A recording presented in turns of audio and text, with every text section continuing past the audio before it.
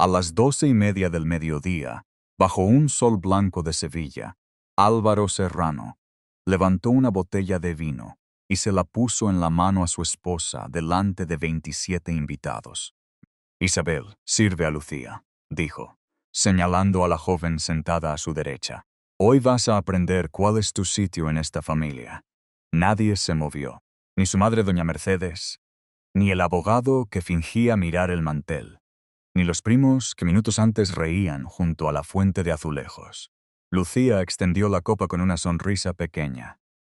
«No tiembles, Isabel, solo es vino. Si alguna vez has visto a alguien ser humillado delante de todos y te has preguntado qué habrías hecho tú, quédate hasta el final de esta historia. Suscríbete al canal y déjame en los comentarios si habrías servido esa copa en silencio, si habrías tirado la botella, o si habrías esperado el momento exacto para responder». Isabel Rivas no tiró nada. Tenía 46 años, un vestido color marfil y una calma que le pesaba más que la botella fría entre los dedos. Había llegado a la finca Los Naranjos, creyendo que aquel almuerzo familiar sería una conversación incómoda sobre la separación. Pero al ver a Lucía con el collar de perlas que ella había encontrado en una factura escondida, comprendió que no era una comida. Era un escenario. Rodeó la mesa larga, cubierta de platos de aceitunas, pan caliente y naranjas con miel. Sirvió el vino sin derramar una gota. Luego miró a Álvaro. Él tenía delante una carpeta de cuero marrón. No estaba cerrada del todo. Isabel alcanzó a ver una página con su nombre y una frase subrayada. «Renuncia voluntaria a cualquier reclamación sobre la finca». El aire pareció volverse más espeso. Doña Mercedes tomó su copa y murmuró: «Una mujer educada sabe retirarse antes de convertirse en un problema». Isabel bajó la mirada hacia su bolso. Dentro llevaba un sobre amarillo con la cita para la firma de traspaso de la finca. Pero había algo peor. En la carpeta de Álvaro apareció una fecha: 2019, la misma del préstamo que ella nunca recordaba haber firmado. Y entonces Isabel entendió que aquel almuerzo no buscaba solo avergonzarla, buscaba enterrarla antes de que pudiera descubrir toda la verdad. Isabel no apartó la vista de aquella fecha. 2019. 4 números escritos en una esquina del documento, pero para ella sonaron como una puerta cerrándose por dentro. Álvaro notó que había mirado demasiado tiempo la carpeta y la cubrió con la mano. «No empieces con preguntas delante de todos», dijo, sin levantar la voz. «Hoy vamos a hacer esto con elegancia». La palabra elegancia le pareció casi ofensiva. Sobre la mesa había copas limpias, servilletas de lino, pan recién cortado y platos de cerámica pintada a mano. Todo estaba preparado para parecer una comida familiar. Pero Isabel ya había visto el mecanismo. Aquello era una firma disfrazada de almuerzo. El abogado de la familia, don Esteban Calvo, se aclaró la garganta y deslizó el contrato hacia ella, como quien ofrece una carta de vinos. «Señora Rivas, es un acuerdo sencillo. Evita tensiones, protege la imagen de ambas partes y permite que cada uno siga su camino sin daños innecesarios». Isabel miró sus dedos. El hombre llevaba un anillo de sello con el escudo de los Serrano. No era un abogado neutral. Nunca lo había sido. «¿Daños innecesarios para quién?», preguntó ella. Doña Mercedes dejó la copa sobre el plato con un sonido seco. «Isabel, no conviertas un gesto generoso en una escena vulgar». Lucía bajó la mirada, fingiendo incomodidad. Pero su pie, debajo de la mesa, rozó el de Álvaro, con una confianza que no intentaba esconder. Isabel lo vio. También vio que Lucía llevaba un pequeño broche dorado en el bolso, con las iniciales de la finca grabadas. No era un regalo cualquiera. Era una señal de pertenencia. Álvaro empujó una pluma hacia ella. «Firma, ahora. Luego podrás recoger tus cosas con calma».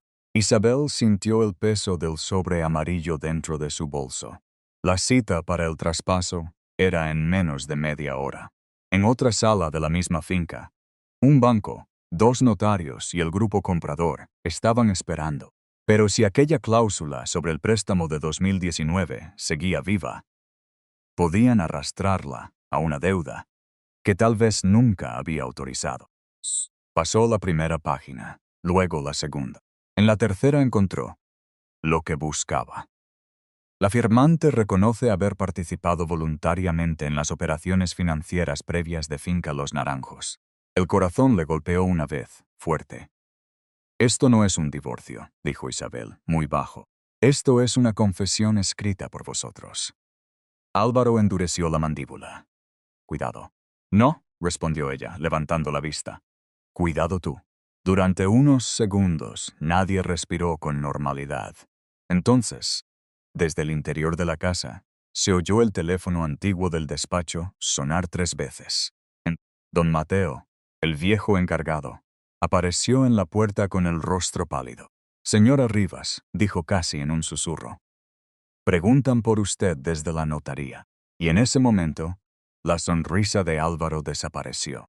La voz de don Mateo no fue alta, pero bastó para que toda la mesa entendiera que Cófludo se había movido fuera del control de Álvaro.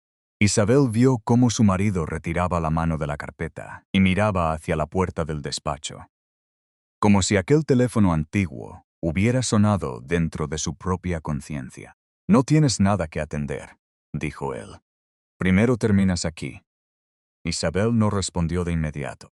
Dejó la pluma sobre el mantel, perfectamente alineada con el borde del plato, y se limpió los dedos con la servilleta. Ese gesto pequeño, casi doméstico, le dio unos segundos para respirar. Miró la finca alrededor. Los naranjos cargados de fruta, la pared encalada que necesitaba pintura, las macetas de geranios rojos junto a la fuente.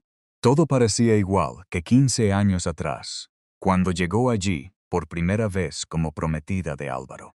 Entonces, él aún hablaba con entusiasmo de recuperar el lugar, de hacerlo vivir sin convertirlo en una postal vacía para turistas ricos. Isabel había creído en ese sueño. No por la familia Serrano, sino por la tierra, por los trabajadores que conocían cada árbol, por don Mateo, que sabía cuándo una rama iba a secarse antes de que nadie lo notara, por Carmen, la cocinera, que guardaba recetas escritas a lápiz, en una libreta manchada de aceite. Durante los primeros años, Isabel revisó facturas por las noches, negoció pagos atrasados con proveedores de Córdoba, llamó a bancos cuando Álvaro decía estar demasiado ocupado y preparó un plan para abrir la finca a visitas privadas sin despedir a nadie. La primera temporada funcionó. Llegaron reservas, llegaron ingresos, y la finca respiró. Pero en la comida de Navidad de aquel año, Álvaro levantó una copa y dijo delante de todos: al final, con un poco de visión, he conseguido salvar los naranjos. Isabel recordó el aplauso. Recordó su propia sonrisa, pequeña y obediente. Doña Mercedes se inclinó hacia ella y le susurró: has hecho bien en no corregirlo. A los hombres hay que dejarlos sentirse útiles. Aquella frase se le quedó clavada durante años. Después, vinieron los gastos absurdos, los eventos para impresionar a gente que nunca volvió, los préstamos firmados con prisas, los silencios en la mesa cuando Isabel preguntaba por números concretos. Cada vez que ella señalaba un riesgo, Álvaro respondía que no convirtiera la casa en una oficina. Cada vez que insistía, él la llamaba fría. Hasta que un invierno, revisando una carpeta que había quedado olvidada en el coche, Isabel vio por primera vez una copia del préstamo de 2019. Su nombre aparecía como avalista, su firma también. Pero ese día ella no estaba en Sevilla. Estaba en Barcelona, dando una ponencia sobre gestión de fincas rurales. No lo denunció entonces, no por cobardía, sino porque comprendió que si hablaba sin pruebas, los Serrano la convertirían en una mujer resentida. Así que empezó a guardar correos, fechas, recibos, mensajes. Empezó a escuchar más y hablar menos. Ahora, en el patio, Álvaro volvió a empujar el contrato hacia ella. Firma, Isabel. Ella levantó la vista hacia don Mateo. El anciano no se movía de la puerta. Tenía una mano cerrada. como si escondiera algo pequeño. Y cuando Isabel pasó junto a él para entrar en la casa, don Mateo abrió apenas los dedos. En su palma había una llave antigua, oscura, con una etiqueta gastada que decía: Archivo 2019. Isabel cerró los dedos alrededor de la llave sin mirar a don Mateo. Lo hizo con la naturalidad de quien recoge un pañuelo. Pero sintió el metal frío clavarse en la palma como una advertencia. Álvaro se levantó de la mesa. ¿A dónde crees que vas? Ella se detuvo junto al arco, que daba al interior de la casa. La sombra del pasillo le cubría medio rostro, mientras detrás de ella el patio seguía lleno de sol. Copas y miradas quietas. A atender una llamada que lleva años esperando, respondió. Lucía soltó una risa corta, nerviosa. Qué dramática. Siempre hablando como si todo fuera más profundo de lo que es. Isabel volvió la cabeza apenas. No, Lucía. Lo profundo no suele hacer ruido. Por eso algunos lo confunden con vacío. Nadie dijo nada. Álvaro dio 2 pasos hacia ella. Pero doña Mercedes levantó una mano. No para proteger a Isabel, sino para cuidar la escena. La matriarca sabía cuando una familia empezaba a parecer desesperada delante de los invitados. Isabel dijo con una suavidad demasiado ensayada: si necesitas un momento, tómalo. Pero no olvides que aquí hay personas esperando una respuesta adulta. La palabra adulta cayó sobre la mesa con la misma frialdad que antes había caído la palabra educación. Isabel pensó en cuántas veces esas mujeres de apellido antiguo usaban buenas maneras para esconder amenazas. Antes de entrar en la casa, Carmen, la cocinera, apareció con una bandeja de postres. Llevaba el delantal blanco manchado de miel y las manos enrojecidas por el calor de la cocina. Sobre la bandeja brillaban pequeñas copas de naranja con miel y canela. El postre que Isabel había rescatado de una libreta vieja de su propia madre, y que años atrás había incorporado al menú de la finca. Carmen miró a Isabel. No dijo nada, pero sus ojos tenían una mezcla de vergüenza y pena. Sabía lo que significaba servir algo que era tuyo a quien acababa de ocupar tu lugar. Lucía tomó una copa de postre antes de que se la ofrecieran. Delicioso, dijo, probando una cucharada. Álvaro me contó que esto era una tradición familiar. Me gustaría conservarlo cuando todo cambie. Algo bonito de Isabel debe quedarse, ¿no? Un primo de Álvaro soltó una carcajada incómoda. Otro fingió toser. Don Esteban, el abogado, bajó la vista hacia su móvil. Álvaro aprovechó la grieta. Sí, al menos dejó una receta útil. Isabel sintió el golpe, pero no se quebró. Caminó de regreso a la mesa, tomó una de las copas de postre y la colocó delante de Lucía con cuidado. Una persona puede sentarse en la silla de otra, dijo en voz baja. Pero eso no significa que entienda la historia de la mesa. Lucía perdió el color en los labios. Álvaro se acercó lo suficiente para que solo ella oyera su siguiente frase. Firma, o haré que toda Sevilla crea que saliste de aquí como entraste, sin nada. Entonces él le sujetó la muñeca bajo el borde de la mesa. No fue un gesto violento para los demás, pero sí lo bastante firme para recordarle quién creía tener el control. Isabel miró su mano. Luego miró la llave escondida en la suya. El teléfono del despacho volvió a sonar desde dentro de la casa. Esta vez no fueron 3 timbres. Fueron 5. Don Mateo palideció. Y antes de que Isabel pudiera moverse, doña Mercedes dejó caer una frase que cambió el aire del patio. Álvaro. La habitación del archivo debía seguir cerrada. La frase de doña Mercedes no cayó como una advertencia. Cayó como una confesión mal medida. Isabel giró despacio hacia ella. La vio llevarse la copa a los labios, pero no beber. Por primera vez desde que había llegado a la finca, la matriarca no parecía dueña de la mesa. Parecía una mujer calculando cuánto se había escapado por una grieta. Álvaro también la miró. Madre, dijo, con los dientes apretados. No era necesario. Ese pequeño reproche le confirmó a Isabel algo más doloroso que la traición. No estaba delante de un secreto de Álvaro solamente. Estaba delante de un secreto familiar. El teléfono del despacho dejó de sonar. El silencio que quedó fue peor. Se oía el zumbido de las abejas entre los naranjos, el roce de una servilleta, el hielo moviéndose dentro de una jarra de agua. Nadie tocaba ya la comida. Isabel guardó la llave en el puño y caminó hacia la casa. Álvaro intentó seguirla, pero don Mateo se adelantó un paso. No lo empujó. Solo se colocó en medio con la espalda recta, como un hombre viejo que había esperado demasiado tiempo para hacer algo pequeño pero necesario. Déjela pasar, señor Álvaro. La voz del encargado tembló, aunque no retrocedió. Álvaro soltó una risa baja. ¿Ahora tú también das órdenes en mi casa? Don Mateo bajó los ojos un instante. Luego respondió, no, señor. Solo estoy recordando de quién era antes de que usted la llenara de deudas. Aquello abrió una herida en el patio. Algunos invitados se miraron sin saber si fingir que no habían oído. Lucía dejó la copa de postre sobre la mesa con demasiado cuidado. Doña Mercedes palideció, pero no dijo nada. Isabel entró en el pasillo principal. La casa olía a piedra fresca, cera de muebles y café recalentado. En las paredes colgaban retratos de hombre serrano, con chaquetas oscuras y miradas severas. Durante años, esos cuadros le habían parecido parte de la historia. Ahora le parecieron testigos de una mentira heredada. Llegó al despacho. El teléfono antiguo, negro y pesado, estaba sobre una mesa de nogal. Junto a él había un bloc con una nota escrita a mano por Carmen.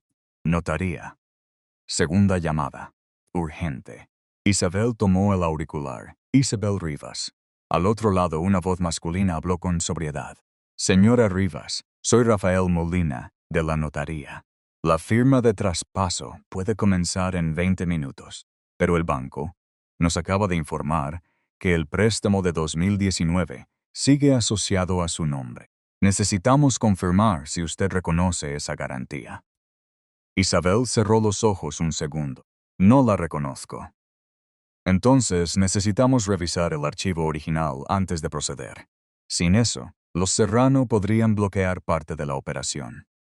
Ella miró la llave en su mano. Estoy entrando al archivo ahora. Colgó sin despedirse. No por falta de educación, sino porque el tiempo había dejado de ser amable. El archivo estaba al fondo del corredor, detrás de una puerta estrecha, que siempre había parecido inútil. Isabel introdujo la llave. Al principio no giró. El metal raspó dentro de la cerradura, seco, como si la casa se resistiera a entregar lo que había guardado. Don Mateo apareció detrás de ella, respirando con dificultad. Su suegro me pidió que conservara esa llave, susurró. Me dijo que, si algún día usted preguntaba por 2019, debía dársela. Isabel no pudo contestar. Giró la llave de nuevo. Esta vez cedió. Dentro había cajas de cartón, carpetas atadas con cuerda y polvo sobre los estantes. Don Mateo señaló una caja baja, apartada de las demás. Esa no estaba en el inventario. Isabel se agachó y leyó la etiqueta amarillenta. Préstamo 2019. Copias privadas. No destruir.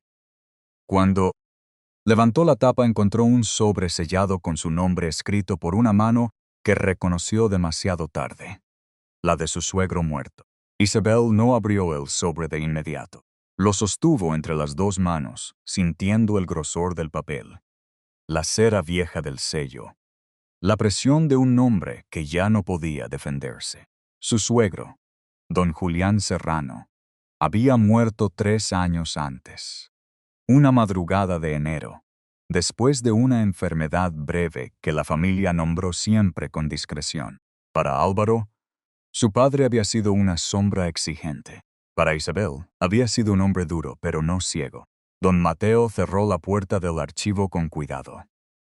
Él sabía que algo no estaba bien, dijo. No me contó todo. Solo me pidió que guardara esto lejos de doña Mercedes. Isabel levantó la mirada. ¿De ella? El anciano apretó los labios. Afuera, en el patio, llegaban voces apagadas. El ruido de una silla arrastrada. Una copa golpeando contra un plato. El almuerzo seguía allí, intentando parecer normal. Doña Mercedes sabía más de lo que decía, murmuró don Mateo, y don Julián lo descubrió demasiado tarde. Isabel rompió el sello con una uña.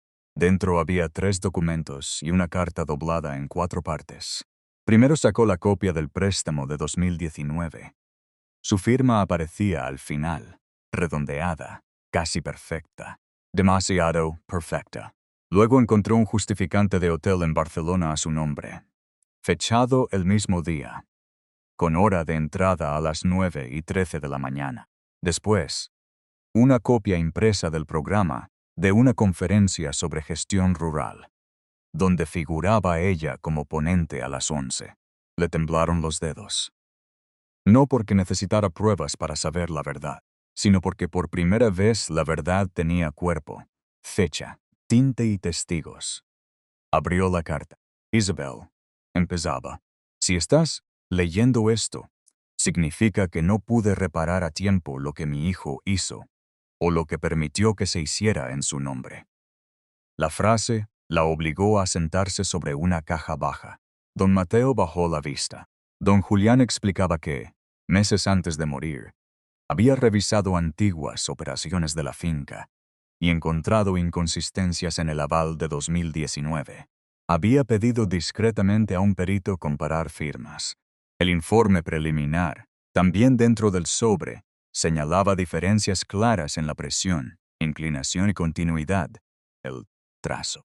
No era una acusación definitiva, pero sí bastante para abrir una investigación. Isabel siguió leyendo con el pecho cerrado. Mercedes insistió en que remover aquello destruiría a la familia.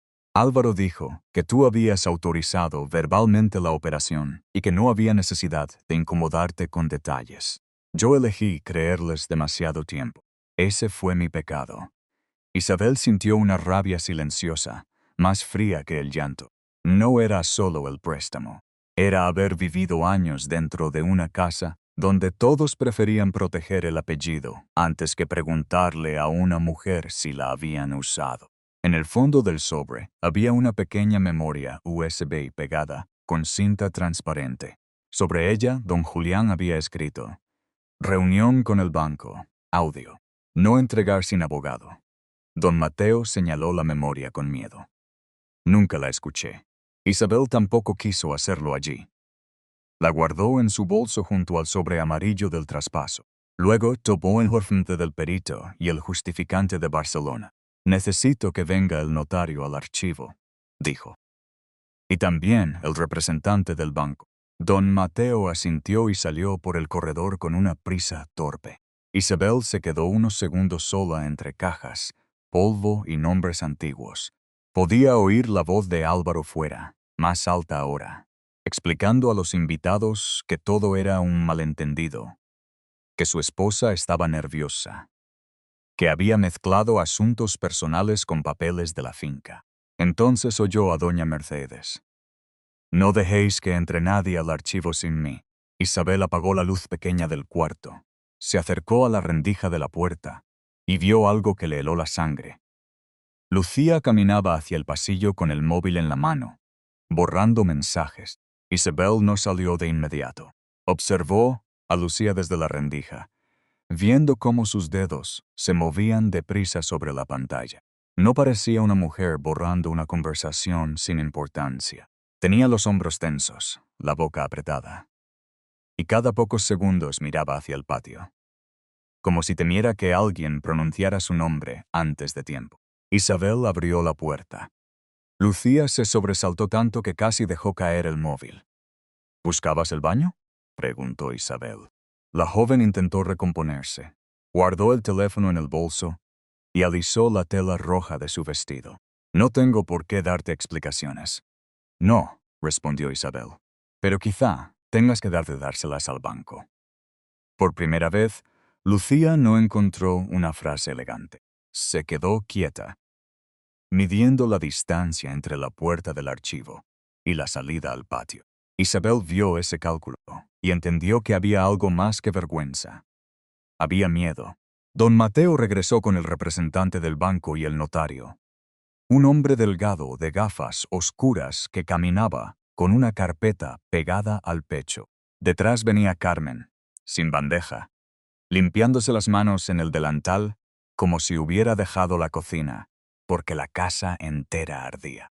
«Señora Rivas», dijo el notario, «necesitamos custodiar los documentos originales».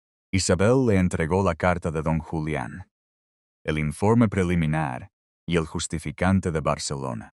El hombre no hizo ningún gesto dramático. Solo se puso los guantes finos que llevaba en el bolsillo y guardó cada papel en una funda transparente. Esa sobriedad hizo que todo pareciera aún más grave.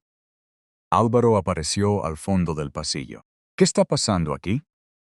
Nadie contestó al principio. El representante del banco miró a Isabel, pidiendo permiso con los ojos. Ella sintió. «Señor Serrano», dijo él, «han aparecido documentos que cuestionan la validez del aval de 2019. Hasta que se verifique la firma, la operación no puede seguir tratándose como una deuda reconocida por la señora Rivas». Álvaro se quedó inmóvil. Luego miró a Lucía, que había bajado los ojos. Ese pequeño movimiento fue suficiente para que Isabel comprendiera que él también sabía qué mensajes podían estar desapareciendo del teléfono de ella. «Esto es una maniobra», dijo Álvaro. «Mi esposa está intentando vengarse». Isabel salió al patio sin responderle. No quería discutir en un pasillo oscuro, junto a cajas polvorientas. Si la mentira había sido servida en la mesa, allí debía empezar a retirarse. Cuando volvió al almuerzo, las conversaciones murieron una por una. Doña Mercedes estaba de pie junto a su silla. Mantenía el mentón alto, pero sus dedos apretaban el abanico hasta doblarlo. Isabel colocó sobre la mesa 3 copias protegidas: el contrato de traspaso, el informe del perito y el justificante de Barcelona. El notario se puso a su lado. El representante del banco permaneció un paso atrás. «No voy a convertir esto en un espectáculo», dijo Isabel con voz tranquila, «pero tampoco voy a seguir protegiendo una mentira que usaron contra mí». Álvaro llegó al patio y habló antes de que el silencio lo aplastara. «Isabel está mezclando nuestro divorcio con asuntos de la finca». «No», dijo ella. «Tú mezclaste mi nombre con una deuda que yo no firmé». Un murmullo bajo recorrió la mesa. Lucía buscó la mirada de Álvaro, pero él no la sostuvo. El notario explicó, con palabras secas, que existían indicios suficientes para suspender cualquier reconocimiento automático del aval. El banco confirmaría la autenticidad de la firma y entregaría la memoria USB a los abogados correspondientes. La operación de traspaso podía continuar, pero bajo una condición. Los Serrano quedaban fuera de cualquier gestión provisional hasta aclarar responsabilidades. Doña Mercedes dio un paso al frente. «Esa finca pertenece a nuestra familia desde hace generaciones». Isabel la miró con una tristeza serena. «Entonces debieron cuidarla como familia, no usarla como escudo para esconder lo que no querían mirar». La matriarca no respondió. Por primera vez, nadie acudió a salvar su dignidad. Lucía intentó retirarse, pero Carmen, desde la entrada, habló sin levantar la voz. «Señorita, su móvil está sonando». El teléfono de Lucía vibraba dentro del bolso. En la pantalla, visible para todos, aparecía un mensaje recién llegado de un contacto guardado como A. Banco, bórralo de la firma. Si Isabel lo encuentra, Álvaro nos arrastra a todos. Isabel no tocó el móvil. No hizo falta. El notario ya lo había visto. Y cuando Álvaro leyó la pantalla, su rostro dejó de parecer enfadado. Pareció, por fin, descubierto. 3 meses después, la finca Los Naranjos volvió a abrir sus puertas, pero ya no con el ruido elegante de antes. No hubo coches de lujo alineados en la entrada, ni invitados fingiendo admiración bajo los naranjos. Hubo albañiles terminando una pared encalada, Carmen revisando el nuevo menú en la cocina, don Mateo caminando despacio por el patio, con una libreta en la mano, y trabajadores que por primera vez firmaban contratos claros. Isabel no convirtió la caída de los Serrano en una fiesta. Entregó los documentos al banco. Dejó que los abogados hicieran su trabajo y firmó el divorcio sin aceptar cláusulas de silencio. Álvaro tuvo que responder por el préstamo de 2019 y por las maniobras hechas a espaldas de ella. Doña Mercedes se retiró de la finca sin despedirse. Lucía desapareció de los almuerzos sociales de Sevilla, no arruinada, pero sí lejos de aquel lugar donde había confundido ser elegida con tener valor. Isabel tampoco salió ilesa. Algunas mañanas aún se detenía frente al viejo comedor y recordaba la botella de vino en su mano, la mirada de los invitados, la frase de Álvaro, intentando ponerla en su sitio, pero ya no bajaba la cabeza. Respiraba, tocaba la llave del archivo que ahora guardaba en un cajón y seguía caminando. La finca empezó a vivir de otra manera. Los visitantes llegaban para conocer los naranjos, probar el aceite, escuchar historias de la tierra y comer bajo una sombra limpia, sin humillaciones escondidas detrás de manteles blancos. Una tarde, Carmen le sirvió a Isabel una copa pequeña de vino blanco. Señora Rivas, hoy no tiene que servir a nadie. Isabel sonrió y miró el patio, donde las hojas de los naranjos se movían con un viento suave. No, Carmen. Hoy solo voy a sentarme un momento. Y por primera vez en muchos años, sentarse no le pareció rendirse. Le pareció volver a casa. A veces, la traición no llega con gritos.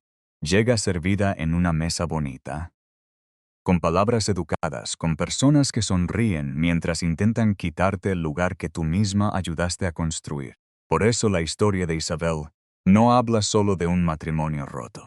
Habla de esa parte de nosotros que tarda demasiado en aceptar que alguien amado también puede dañarnos. Confiar no es un error. Amar tampoco.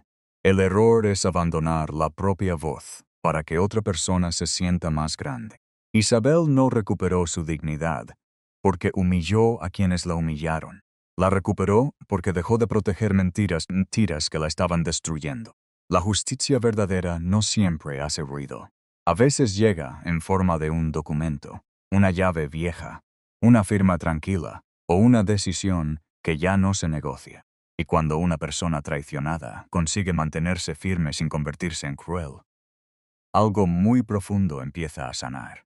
No siempre podemos evitar que alguien nos falle, pero sí podemos decidir no vivir arrodillados ante esa herida. Porque perder una relación duele, pero perderse a uno mismo por salvarla duele mucho más.